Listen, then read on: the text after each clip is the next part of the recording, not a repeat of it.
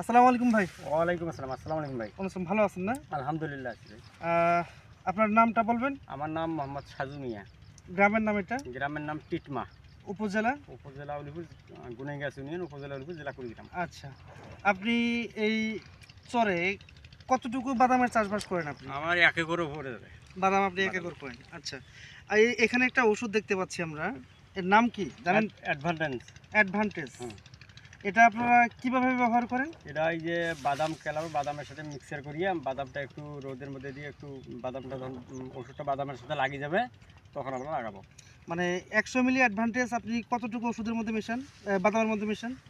এটা প্রায় 5-7 কেজি বাদামের ভিতরে। 5-7 কেজি, 4-5 কেজি দেখাবো আমরা। এগুলো তো মাখানো, তাই না ভাই? হ্যাঁ, মাখানো। এটা মাখানো। ওইটা মাখানি এখন, এটা মাখানো। ও, এটা মাখানো। হ্যাঁ। আর এটা মাখানো হয় না? এখনো মাখানো হয়নি।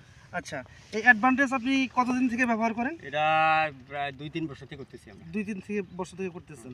আচ্ছা, এই অ্যাডভান্টেজ ব্যবহার করলে লাভ কি হয়? লাভ ভাই, যেমন এই যে ঘুঘু আসে, কবুতর আসে, অন্যান্য পাখি আসে, এই যে বাদামটা আমাদের নষ্ট করে ফেলায়। এই জন্য আমরা এটা ব্যবহার করি। তারপরে পোকামাকড়ও কিছু ইয়ে হয়, নষ্ট হয়। ঘুগরি যেমন, নিচের যেমন এই যে পোকা, এগুলো একটু নষ্ট হয়, এই জন্য আমরা এটা ব্যবহার করি। তাহলে যে পশু পাখির উপদ্রব থেকে বাঁচার জন্য এবং পোকার উপদ্রব থেকে বাঁচার জন্য আপনারা এই অ্যাডভান্টেজ ব্যবহার করেন। হ্যাঁ। আচ্ছা, এতে তো আপনার উপকার হয় নাকি? অবশ্যই উপর নাহলে আবার নিয়ে এসে টাকা দিয়ে নিয়ে নেই। এটা কোন কোম্পানির আপনি জানেন তো? Shampoo company. স্যামকো কোম্পানি। ধন্যবাদ, ধন্যবাদ ভাইকে। আমরা যারা বাদাম চাষি আছি সমগ্র বাংলাদেশের, ভাই আমাদের এই এলাকা, চর এলাকায় বাদাম দিয়েই বাদাম ছাড়া অন্য কিছু নাই। আর এটাই ব্যবহার করে সবাই।